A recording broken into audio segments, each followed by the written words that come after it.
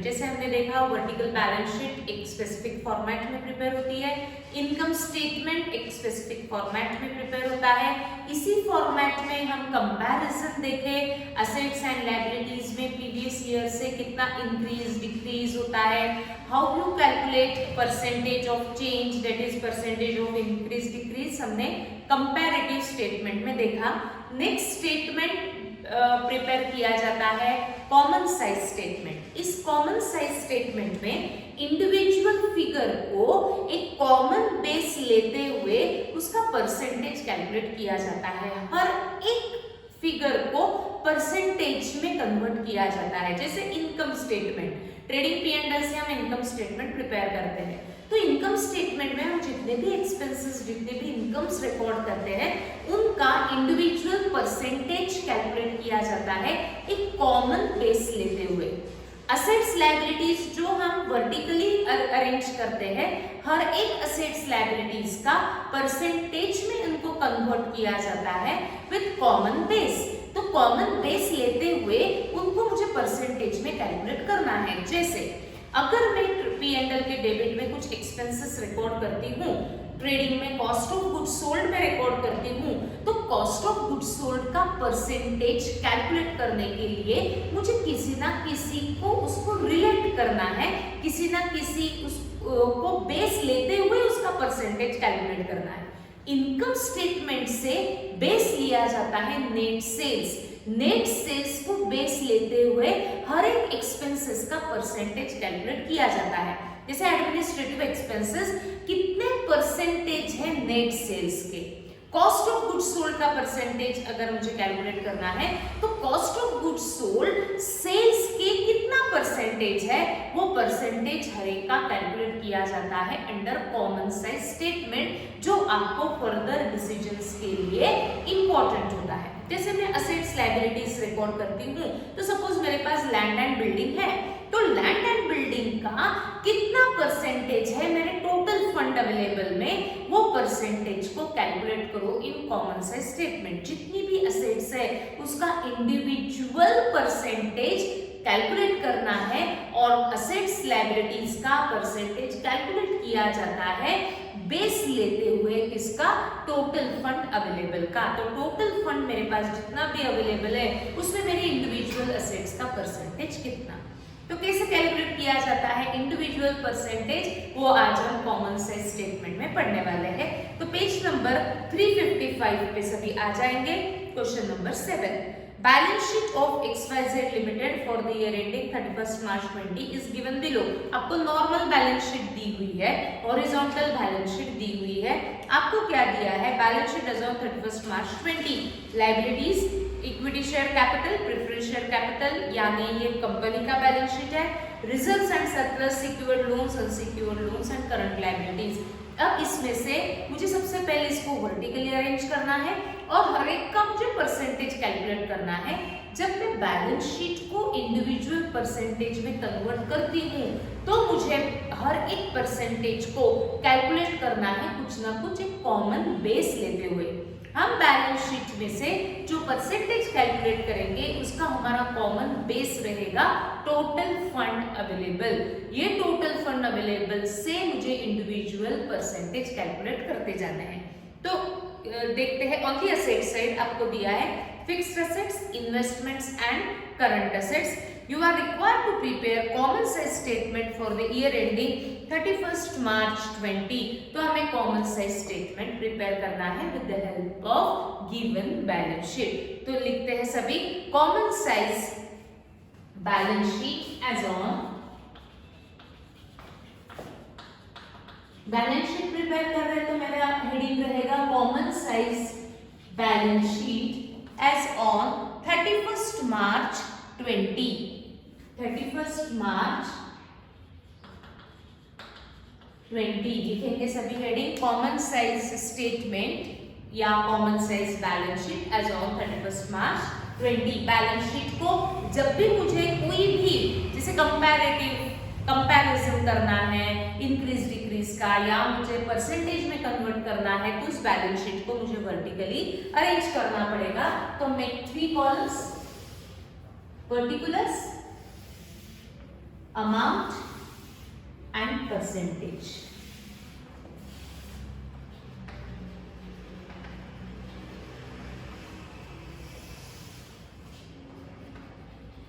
Amount and percentage, मुझे individual item का, individual entry का, इंडिविजुअल फिगर का परसेंटेज कैलकुलेट करना है, जिसके लिए मैंने ये कॉमन साइज बैलेंस शीट को प्रिपेयर किया है। तो particulars, amount and percentage, amount का हम सिंगल कॉलम ही यूज करेंगे अभी। अब वर्टिकल बैलेंस शीट लिखने के लिए लायबिलिटीज को सबसे पहले लिखना पड़ता है, उसके नीचे हम असेट्स को लिखने हैं, बट एक स्पेसिफिक फॉर्मेट में। तो हम पहले सबसे पहला हेडिंग देंगे sources of fund. Sources of fund, इस सोर्सेस ऑफ फंड में हम सबसे पहले कैलकुलेट करते हैं ओनर्स फंड। याद आ रहा है सबको? ओनर्स फंड, ओनर यानी जो ओनर को देना पड़ता है, पार्टनर्स को देना पड़ता है, शेयर होल्डर्स को देना पड़ता है, वो मुझे पहले ओनर्स फंड में लिखना पड़ेगा, जो पैसा इन्वेस्ट करता है। इन सोल ट्रेडिंग कंसर्न है तो सिंगल ओनर इन्वेस्ट करेगा, पार्टनरशिप फर्म है तो पार्टनर्स इन्वेस्ट करेंगे, कंपनी है तो शेयर होल्डर्स इन्वेस्ट करेंगे। यहाँ जो हमारा बैलेंस शीट दिया है वो कंपनी का है, तो यहाँ शेयर होल्डर्स इन्वेस्ट करेंगे, और इसीलिए आपको शेयर होल्डर्स के फंड्स उन्होंने दे दिए हैं। Equity share capital, equity share capital हमें दिया हुआ है 9 लाख। पहले मुझे ओनर्स के फंड लिखने हैं, तो जो मुझे शेयर होल्डर से रिलेटेड रहेगा वो सबसे पहले रिकॉर्ड करना पड़ेगा। Then next entry preference share capital, they are also owners of the company, तो preference share capital, preference share capital हमें दिया है 80,000। Reserves and surplus means undistributed profit, ये हमेशा ओनर को, पार्टनर्स को, शेयर होल्डर्स में ही डिवाइड होता है, क्योंकि प्रॉफिट हम पार्टनर्स में या ओनर्स में ही डिवाइड करते हैं। तो रिजर्व्स एंड सरप्लस हमें ओनर्स फंड में रिकॉर्ड करना पड़ता है। रिजर्व्स एंड सरप्लस हम लास्ट में फिर परसेंटेज में कन्वर्ट करेंगे। सबसे पहले हम वर्टिकल बैलेंस शीट को अरेंज कर लेते हैं। 1,50,000 this is your owner's fund, ठीक। फिर उसके बाद हम लिखते हैं बोरोड फंड। बोरोड फंड यानी शेयर होल्डर्स के अलावा जहां जहां से हमने लॉन्ग टर्म लोन लिया है वो बोरोड फंड में रिकॉर्ड किया जाता है। That is fixed liability other than share holders. कौन सी रहेगी? आपको दिया है secured loans and unsecured loans, दोनों में डिफरेंस होता है। Secured loans short term long term कुछ भी मेंशन नहीं है, यानी ये जो लोन लिया है वो हमने फॉर लॉन्ग टर्म लिया है, यानी ये मुझे बोरोड फंड में लिखना पड़ेगा, ये शेयर होल्डर के अलावा लिया हुआ पैसा है। तो ये सिक्योर्ड मींस इसके अगेंस्ट हमने कुछ ना कुछ सिक्योरिटी रखी हुई है, इसलिए उस लोन को हम कहते हैं सिक्योर्ड लोन्स। तो लिखते हैं secured loans 3 lakh, secured loans 3 lakh. Unsecured यानी इसके अगेंस्ट कोई भी सिक्योरिटी नहीं रखी है, उसे हम कहते हैं अनसिक्योर्ड लोन्स। ये लोन शॉर्ट टर्म है, लॉन्ग टर्म है, कुछ भी मेंशन नहीं है, यानी ये लॉन्ग टर्म है, क्योंकि short term specifically current liabilities के अंडर आते हैं और करंट लायबिलिटीज हमको अलग से दी है, तो ये लॉन्ग टर्म है। Unsecured loans 2 lakh. इस तरीके से हमारा टोटल फंड अवेलेबल हम कैलकुलेट कर लेते हैं।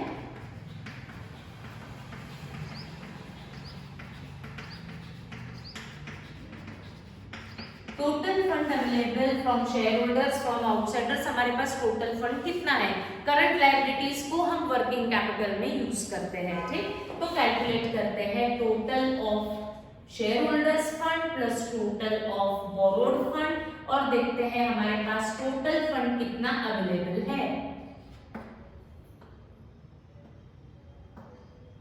16,30,000 जितना टोटल फंड अवेलेबल होगा उतना ही हमारा होना चाहिए टोटल फंड अप्लाइड। अब ये मुझे फंड यूज करना है, तो मैं लिखती हूँ एप्लीकेशन ऑफ फंड्स। मेरा सेकंड हेडिंग रहेगा एप्लीकेशन ऑफ फंड्स। ये फंड को मुझे अप्लाई करना है, यूज करना है एप्लीकेशन ऑफ फंड, हम कहाँ यूज करते हैं फंड को? असेट्स में। तो सबसे पहले लिखी जाती है फिक्स्ड असेट। फिक्स्ड असेट्स आपको अलग अलग नहीं देंगे, आपको वो फिक्स्ड असेट के नाम से दी जाएगी। इतना सिंपल लेवल आपको रहेगा इस एग्जाम में। फिक्स्ड असेट्स अगर मुझे देखती हूँ असेट्स में, तो स्पेसिफिकली दिया है फिक्स्ड असेट्स 9 लाख। देन हम लिखेंगे इन्वेस्टमेंट्स, हम कहाँ और यूज करेंगे अपना फंड? इन्वेस्टमेंट, इन्वेस्ट करेंगे 1,50,000। और हमारा वर्किंग में जो कैपिटल होता है दैट इज वर्किंग कैपिटल। कैसे कैलकुलेट किया जाता है? Current assets minus current liabilities. मेरा फंड करंट असेट्स में इन्वेस्ट रहेगा और करंट लायबिलिटीज में यूज रहेगा, तो वो difference between current assets and current liabilities is your working capital. Current assets हमें दिया हुआ है 7,30,000, करंट लायबिलिटीज स्पेसिफिकली दिया हुआ है 1,50,000। दोनों का डिफरेंस हमारे लिए रहेगा वर्किंग कैपिटल, तो ये आएगा 5,80,000। तो हमारा फंड जितना अवेलेबल था, क्या उतना बराबर अप्लाइड है क्या, यूज्ड है क्या, चेक करते हैं। तो इसका टोटल भी हमारा होना चाहिए, yes 16,30,000 is your total fund applied. ये हमेशा वर्टिकली हम अरेंज करेंगे पहले बैलेंस शीट को। अगर मुझे कंपेयर करना है तो मैं प्रीवियस ईयर के साथ करंट ईयर को कंपेयर करूंगी और उनका परसेंटेज ऑफ चेंज कैलकुलेट करूंगी। बट आपको इस क्वेश्चन में चेंज कैलकुलेट नहीं करना है, आपको हर एक एंट्री को, हर एक आइटम का परसेंटेज कैलकुलेट करना है। जैसे मेरे पास शेयर कैपिटल है तो इसको मुझे परसेंटेज में कन्वर्ट करना है कि मेरा कितना इक्विटी शेयर कैपिटल का परसेंटेज है इन टोटल फंड अवेलेबल। जितना टोटल फंड अवेलेबल होगा उसमें इंडिविजुअल परसेंटेज को मुझे कैलकुलेट करते जाना है। तो बैलेंस शीट से जब मैं हर एक एंट्री को परसेंटेज में कन्वर्ट करती हूँ तो मुझे किसी ना किसी का बेस लेना पड़ेगा। हम बैलेंस शीट की एंट्रीज को जब परसेंटेज में कैलकुलेट करेंगे तो हमेशा बेस किसका लिया जाएगा? Fund available. जितना फंड अवेलेबल है उसमें मेरे शेयर होल्डर का इक्विटी में कितना परसेंटेज यूज हो रहा है, टोटल फंड में मेरे प्रेफरेंस शेयर होल्डर का कितना परसेंटेज है, मेरे रिजर्व्स में कितना परसेंटेज है, मेरे लोन्स में कितना परसेंटेज है, मेरे असेट्स में कितना परसेंटेज है, वो हर एक परसेंटेज कैलकुलेट करो। यानी मुझे पहले इक्विटी शेयर कैपिटल का परसेंटेज कैलकुलेट करना है। बेस किसका लेंगे? Fund available. इन दोनों का रिलेशन कैलकुलेट करना है परसेंटेज में। कैसे कैलकुलेट करेंगे? Share equity share capital 9 lakh है आउट ऑफ 16,30,000, तो इनमें कितना परसेंटेज है? परसेंटेज है तो मुझे उसको 100 से मल्टीप्लाई करना ही पड़ेगा। तो मैं अगर कैलकुलेट करती हूँ तो 16,30,000 में अगर मेरा equity share capital is 9 lakh, इन दोनों में कितने परसेंटेज का रिलेशन है? कैलकुलेट करने के लिए पहले हम मैक्सिमम जीरोस हटा देंगे। अब इसको कैलकुलेट करो and find out the percentage. सभी कैलकुलेट करेंगे परसेंटेज। ठीक, 90/163 इंटू 100 है तो कैलकुलेट किया जाएगा। हर एक परसेंटेज इस तरीके से ही कैलकुलेट किया जाएगा।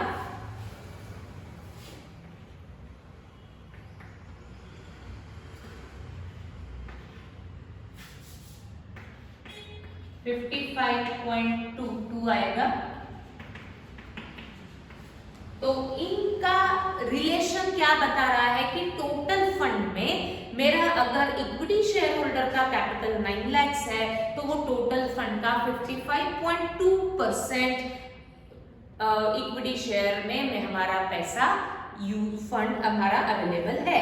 अब हम कैलकुलेट करेंगे प्रेफरेंस शेयर कैपिटल 80,000 का टोटल फंड में प्रेफरेंस शेयर कैपिटल कितना परसेंटेज में है, उन दोनों का रिलेशन अगर मुझे कैलकुलेट करना है तो 80,000 ये प्रेफरेंस शेयर कैपिटल है आउट ऑफ 16,30,000, इन दोनों का परसेंटेज कितना है तो इनटू 100, तो 80,000 अपॉन 16,30,000 इनटू 100, इस तरीके से हर एक परसेंटेज को आपको सिर्फ कैलकुलेट करके दिखाना है, आपको कोई डिसीजन देने की जरूरत नहीं है, आपके लेवल पे कोई आपको आगे का प्रोसेस करने की जरूरत नहीं है, हमें सिर्फ शो करना है कि किस तरीके से कॉमन साइज स्टेटमेंट में परसेंटेज को कैलकुलेट करना है। इतना याद रखना, बैलेंस शीट में जब मैं परसेंटेज में कन्वर्ट करती हूँ तो टोटल फंड अवेलेबल का बेस लो, तो टोटल कैपिटल में अगर मुझे कैपिटल का रेशियो कैलकुलेट करना है, परसेंटेज कैलकुलेट करना है, तो मैं टोटल फंड के साथ कैलकुलेट करूंगी,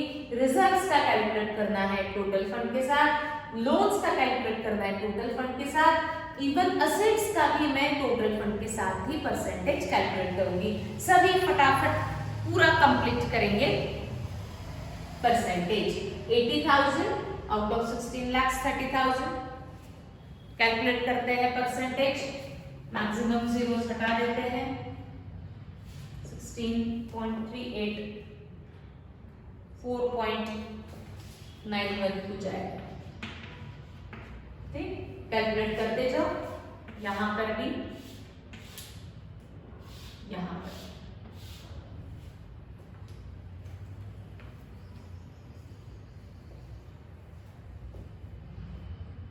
सभी कैलकुलेट करेंगे फटाफट।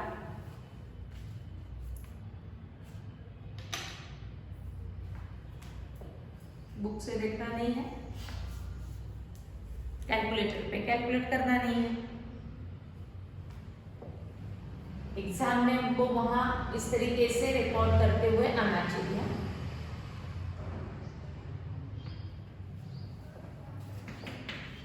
1,50,000 आउट ऑफ 16,30,000 दोनों का परसेंटेज।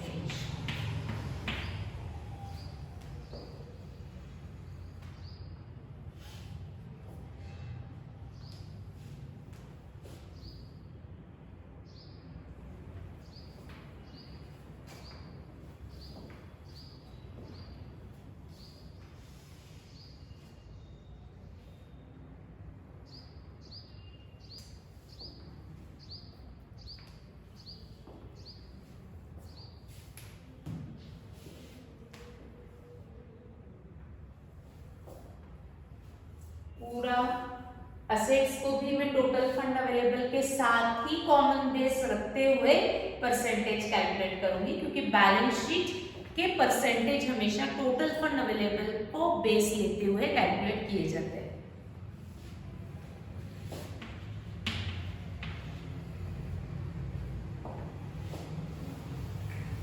फटाफट कैलकुलेट करो।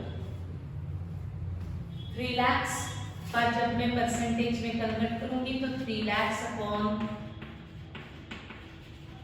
100, 2 लाख अपॉन 16,30,000 into 100, इसका भी टोटल फंड का भी आप कैलकुलेट करके देख सकते हो, तो 100% ही आएगा। 16,30,000 अपॉन 16,30,000 into 100, फिर 9 लाख, वो भी हम कॉमन बेस रखेंगे।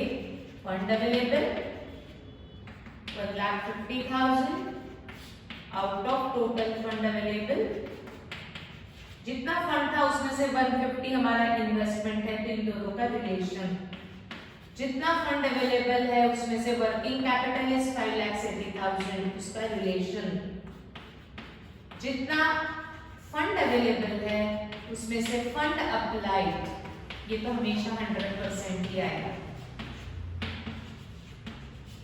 यस, फटाफट कैलकुलेट करते हैं।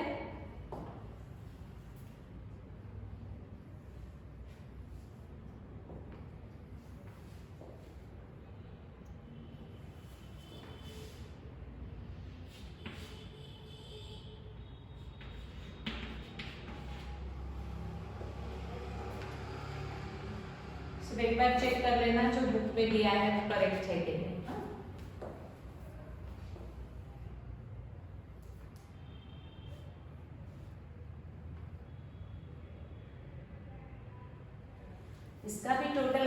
देखेंगे तो 100% ही आएगा। ऐसा भी आप क्रॉस चेक कर सकते हो।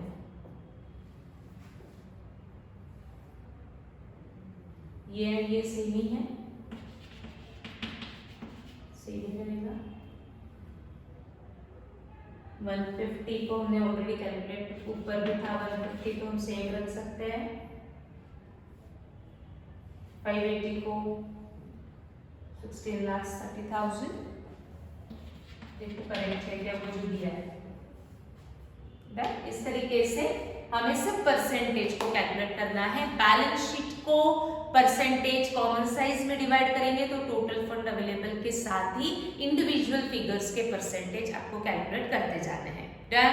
अब हम इनकम स्टेटमेंट एक बार कर लेते हैं ताकि हमारा कॉमन साइज स्टेटमेंट यहाँ कंप्लीट हो सकता है। देखो डेथ ऑफ पार्टनर को ये ऑप्शन में आने वाला है आपको, तो डेथ सॉल्व करने से अच्छा है कि ये 8 मार्क्स के लिए हमको बहुत इजी रहेगा कि कॉमन साइज बनाना है। सिर्फ आपको फॉर्मेट ही अच्छे से याद रखना है। हर एक वर्टिकल बोला तो यही फॉर्मेट है, कंपैरेटिव बोला तो यही फॉर्मेट है, कॉमन साइज भी हमको पूछा तो यही फॉर्मेट है। इंडिविजुअल आपको सिर्फ परसेंटेज कैलकुलेट करते जाना है। ठीक, आगे बढ़ते हैं। पेज 356 पे हमें मिलेगा क्वेश्चन नंबर 8। इसमें आपको पूछा है prepare common size income statement for the year ended March 19 and March 20। 2 years का इनकम स्टेटमेंट हमको प्रिपेयर करना है और 2 इयर्स को मुझे हर एक इंडिविजुअल आइटम को परसेंटेज में कन्वर्ट करना है। अब इनकम स्टेटमेंट है तो हर एक इंडिविजुअल एंट्री को जब मैं परसेंटेज में कन्वर्ट करती हूँ तो मुझे किसी न किसी को कॉमन बेस रखना है, कॉमन बेस रखना पड़ता है, दैट इज कॉमन साइज। अब बैलेंस शीट को प्रिपेयर करते समय मैंने फंड अवेलेबल को बेस रखा। इनकम स्टेटमेंट को जब मैं परसेंटेज में कन्वर्ट करूंगी तो मुझे कॉमन रखना पड़ेगा सेल्स। हर एक परसेंटेज को सेल्स में रिलेट करते हुए उनका मुझे परसेंटेज कैलकुलेट करना है कि cost of goods sold sales के कितने परसेंट है, कोई भी ऑपरेटिंग एक्सपेंसेस सेल्स के कितने परसेंट है। ठीक, तो करते हैं कॉमन साइज स्टेटमेंट। अब 2 इयर्स के है तो दोनों का स्टेटमेंट भी बनाना है, दोनों का परसेंटेज भी कैलकुलेट करना है। तो मेरे साथ सभी रूलिंग कंप्लीट करेंगे। Common size income statement, common size income statement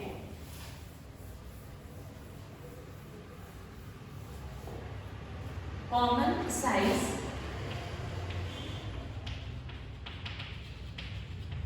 income statement as on 31st March 19 and 31st March 20, right. हाँ, अब इसमें मुझे कॉलम्स करने पड़ेंगे, पर्टिकुलर्स। पहले हम 19 का इनकम स्टेटमेंट ड्रॉ करेंगे और इस इनकम स्टेटमेंट को परसेंटेज में कन्वर्ट करेंगे। फिर हम 31 मार्च 20 का इनकम स्टेटमेंट प्रिपेयर करेंगे और उसको परसेंटेज में कन्वर्ट करेंगे। इनकम स्टेटमेंट जो प्रिपेयर होता है वो एक स्पेसिफिक फॉर्मेट में प्रिपेयर होता है। Sales less return less cost of goods sold मिलेगा ग्रॉस प्रॉफिट। याद आ रहा है क्या, चेक करो। ग्रॉस प्रॉफिट में सबसे पहले माइनस किए जाते हैं ऑपरेटिंग एक्सपेंसेस, मिलता है ऑपरेटिंग प्रॉफिट। उसमें non operating expense, non operating income adjust करके मिलेगा net profit before tax. Tax deduct करके मिलता है नेट प्रॉफिट आफ्टर टैक्स। ये आपका इनकम स्टेटमेंट का वर्टिकल फॉर्मेट होता है। सेम फॉर्मेट आपको क्वेश्चन में दिया भी है, आपको याद रखने का भी जरूरत नहीं है। Net sales that means after deducting returns, net sales less cost of goods sold, gross profit आया।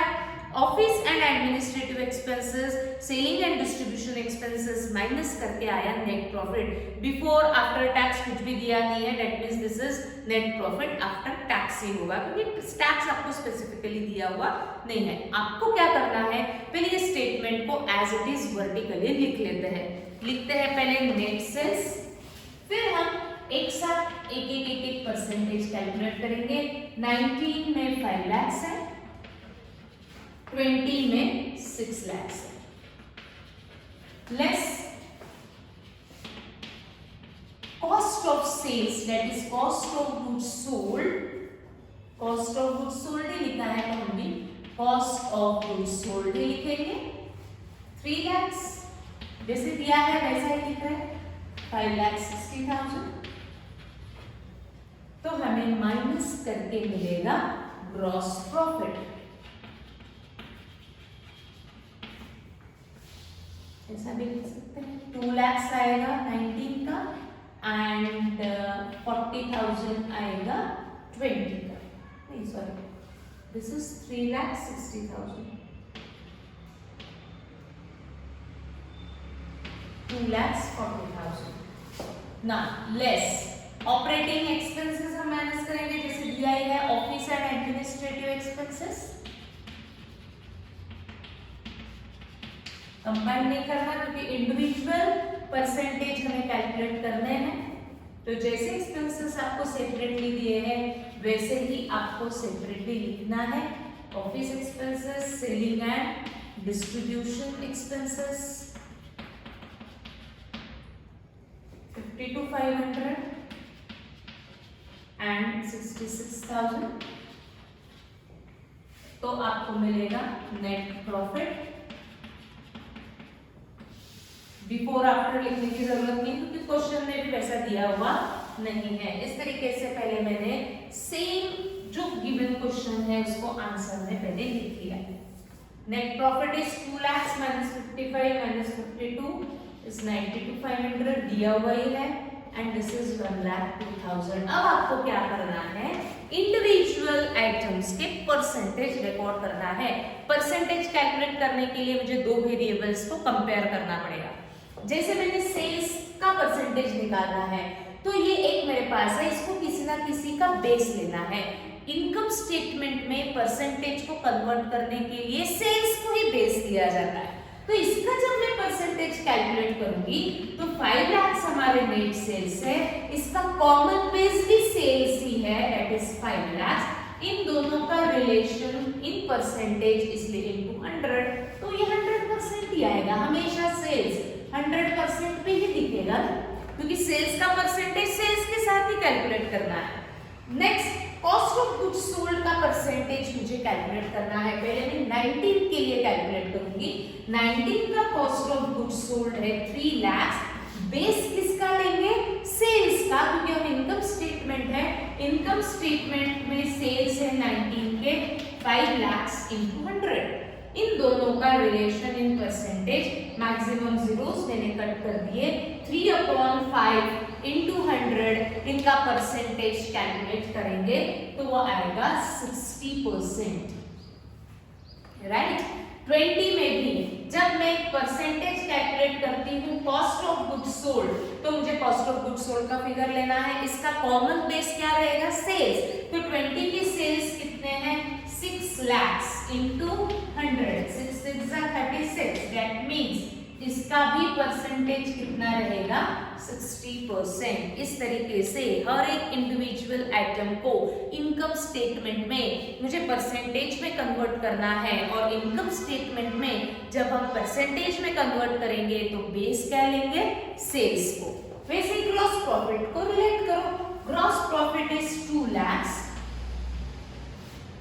परसेंटेज में कैलकुलेट करने के लिए बेस लेंगे नेट सेल्स का इंटू 100, तो 2 lakhs अपॉन 5 lakhs इंटू 100। अगर इन दोनों का हम परसेंटेज कैलकुलेट करते हैं तो वो आता है 40%। क्या कहता है 40%, कि gross profit is 40% on sales. उसके बाद 240 अपॉन 6 lakhs इंटू 100, ये भी आएगा 40%, लिख लेते हैं। कैलकुलेट करो एडमिनिस्ट्रेटिव एक्सपेंसेस का परसेंटेज सेल्स के ऊपर, सेलिंग एक्सपेंसेस का परसेंटेज सेल्स के ऊपर, नेट प्रॉफिट को सेल्स के साथ रिलेट करो और हर एक का इंडिविजुअल परसेंटेज कैलकुलेट करो। 55,000 divided by 5 lakhs into 100, 72,000 divided by 6 lakhs into 100, 12%। 52,500 upon 5 lakh sales के साथ रिलेट करेंगे। देखो जहां वो जो दिया है वो करेक्ट है क्या, एक बार चेक कर लो। हाँ, then 66,000 upon 6 lakh into 100 11%। Net profit को भी हम सेल्स के साथ ही कंपेयर करेंगे और परसेंटेज में कन्वर्ट करेंगे तो आएगा 18.5%। 1,02,000 अपॉन 6 लाख इंटू 100 तो आएगा 17%। इस तरीके से हमने कॉमन साइज स्टेटमेंट देखा जिसमें इंडिविजुअल एंट्री को हमने परसेंटेज में कन्वर्ट किया, बैलेंस शीट में बेस लिया फंड अवेलेबल, इनकम स्टेटमेंट में बेस लिया सेल्स के साथ और हर एक एंट्री को परसेंटेज में कैलकुलेट किया। ये परसेंटेज क्या कहता है कि ये जैसे 60% है तो cost of goods sold is 60% of sales, उससे बेस लिया जाता है सेल्स का और फिर हर एक इंडिविजुअल एंट्री को हम परसेंटेज में कैलकुलेट करते हैं। सिंपल क्वेश्चन है। कल हम देखेंगे कैश फ्लो स्टेटमेंट, यहाँ हमको थोड़ा सा दिमाग यूज करना पड़ेगा, cash flow statement and ratio analysis. ठीक, ये तो फॉर्मेट बेस्ड क्वेश्चंस थे। अब हम कल से देखेंगे cash flow statement and ratio analysis. कल बढ़ेंगे आगे। Thank you.